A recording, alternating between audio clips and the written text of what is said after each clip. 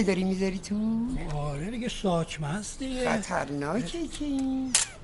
بیا ببین آماده است ناراحت باش. این دسته تفنگو میبینی باید اینجا باشه چون باش. وقتی در میکنی پس میزنه. خیلی خوب. شما فقط منو محکم نگرد. من محکم نگرت داشتم. میگم دقت کردی این پسر رضا تازگی ها یه جورایش میشه با بابا ول کنی حرفا رو. اون 39 ساله همیشه یه چیزیش هست. تو حواست به این باشه. ببین این سولاخ اگه با اون سولاخ سر تفنگ میزون کنی هدفو زدی. خیلی خوب. آره. میگم حواست بود پریشبا شونش هم برد تو اتاقش خورد. اصلا عوض شد این بچه. صبر کن اون تابلو کج من برم صافش کنم.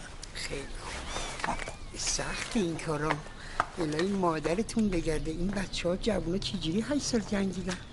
نزنی مواظب باشا. بذار من اینو صافش کنم. سلام ماما.